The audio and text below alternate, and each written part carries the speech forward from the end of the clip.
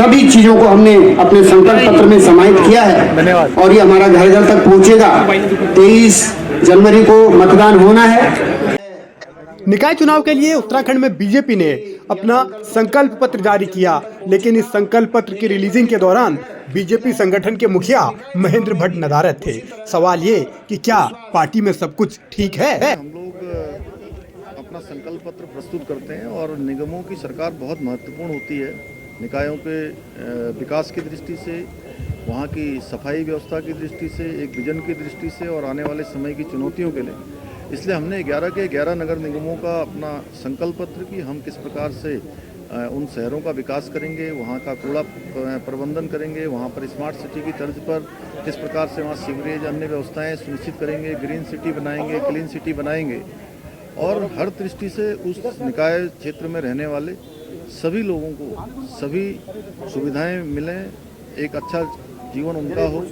ये हमारा संकल्प पत्र इसी दिशा में जो है पूरी तरह से विस्तार से जनता के समक्ष प्रस्तुत है। इसलिए हम निवेदन करते हैं सभी से, जनता से, वो उन्होंने 2 सरकारें हमारी जनता ने बनाई हैं और तीसरी सरकार भी उत्तराखंड की देवतुल्य जनता हमारी बनाए, जिससे कि हम और तेज गति से विकास को जो है गति प्रदान करें। बीजेपी दावे भी कर रही है, वादे भी कर रही है, इरादे भी जता रही है और आगे आने वाले वक्त के लिए अपने कई सपने भी दिखा रही है। लेकिन सवाल है कि इन सपनों को दिखाने की जरूरत आखिर महसूस क्यों हुई?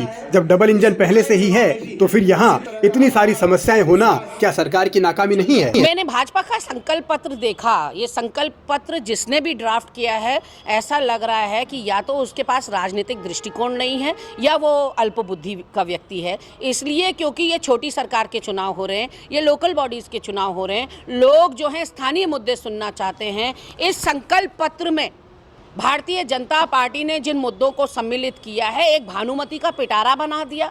आपने जो है इसमें ऐसे ऐसे मुद्दे शामिल कर लिए हैं जिनसे स्थानीय जनता का लेना एक ना देना दो।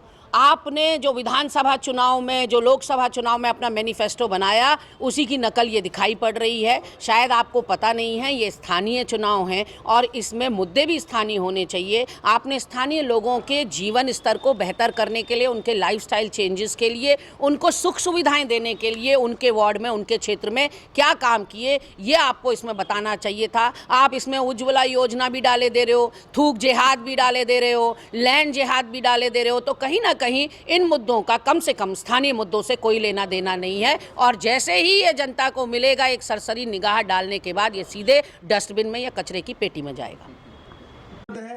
संकल्प पत्र के सहारे बीजेपी सियासी समीकरण कितने साधेगी, ये तो आने वाला वक्त बताएगा। लेकिन मौजूदा परिस्थितियों में इतना जरूर कहा जा सकता है कि 8 साल से डबल इंजन उत्तराखंड में लगातार काम कर रहा है। उसके बावजूद भी अगर इतनी समस्याएं हैं तो भारतीय जनता पार्टी अपनी ही खामियां गिना रही है, अपनी ही कमियां उजागर कर रही है। और ये कमियां दूर कैसे होंगी, कब होंगी, इसे लेकर हर बार दावे होते हैं, वादे होते हैं, लेकिन वो सिर्फ और सिर्फ हवा हवाई साबित हो जाते हैं।